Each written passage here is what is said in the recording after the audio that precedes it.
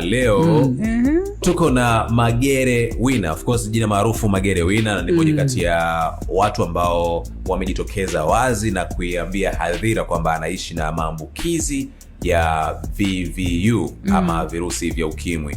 Yeye ni mshauri nasaha kwa watu wenye VVU na mhamasishaji vile vile wa matumizi ya dawa za ARV, ambaye amekuwa akifanya hii kazi kwa kipindi kirefu na amejitoa. Si jambo rahisi kwa mtu kuingia front na kusema bana mimi nimeathirika, na akuelekeze vile vile nini ufanye na nini usifanye. Sasa tuko naye leo kwenye Tobo na kufahamu mengi kuhusiana na wapi palitokea uterezi, unajua zile ukampitisha kwenye changamoto hiyo, kilichomhamasisha vile vile kuwa sehemu ya chachu ya kufuata utaratibu sahihi kwa walioathirika, na nini ambacho tujifunze ambao hatujatumbukia kwenye kadhia hiyo. Sasa labda kuanza kwa kukaribisha Bwana Magere, karibu sana kwenye Ausio, na ndugu zako wa karibu Tanzania tuko tayari kukusikiliza. Nashukuru sana. Napenda nikushukuru sana kaka Tambwe, lakini pia napenda nimshukuru uongozi mzima wa Crown Media pamoja na kipindi cha Ausio kwa kunipa tena nafasi hii nyingine. Mungu awabariki sana kaka. Mimi kwanza kabisa nilijikuta nikiwa katika hali hii ya kuishi na maambukizi ya virusi vya ukimwi. Ilikuwa ni mwaka 1999 wakati ule wa msiba wa baba wa taifa.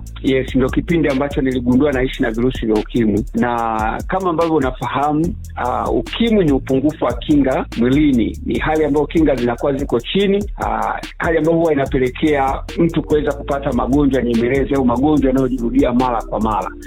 Na wakati huo mimi naye nilikutana na hiyo changamoto. Nilikuwa naumwa magonjwa yanayojirudia mara kwa mara, kama vile TB, ni kifua. Of course kifua ndio kinanisumbua sana, lakini majipu ambayo yalikuwa hayaponi na magonjwa mengine, zile homa za mara kwa mara. Sasa hali ambayo ilinipelekea kuweza kutafuta suluhisho, na nilijaribu, nakumbuka kwenda kwenye hizo hospitali zote kubwa ambazo ni icon hapa Dar es Salaam na Tanzania, mfano Amana, Temeke, Muhimbili. Na Muhimbili wao ndo walijaribu kunishauri niweze kwenda Ocean Road kwa ajili ya kucheki saratani, hali ambayo ilinifanya unajua ukishaambiwa saratani inashtua. Kwa nikaenda, nikasema ngoja niende kwanza IDC iko pale Posta Station pale, nikacheki TB kwa mara nyingine. Kuna mtu alinishauri. Kwa hiyo nilipofika pale, wale madaktari wakanishauri badala ya kucheki TB ni cheki HIV. Ilikuwa ni ngumu sana kupokea hayo mawazo, ukizingatia kwa wakati ule kwanza kukuwa na wahamasishaji kama tulivyo leo. Wakati ule mhamasishaji mkubwa alikuwa ni Mama Teri, unaona, na matangazo yalikuwa yakitoka kipindi kile, nikasema ilikuwa ni matangazo yenye kuogofya. Ukiona tule tangazo la angaza ile unatamani kuzimia, unaona limekufa. Picha zile mjongeo, unaona watu si mifupa, makaburi, fuvu. Kwa hiyo ilikuwa ni ngumu kupokea ile mawazo, lakini kwa sababu najua mtu ukishaugua sana kwa muda mrefu bila suluhisho, mtu akikwambia chochote hichi ni dawa, basi unakubali. Kwa hiyo mimi nilikubali, tukafanya check up, nikakuta kweli na damu yangu inaishi na virusi vya ukimwi.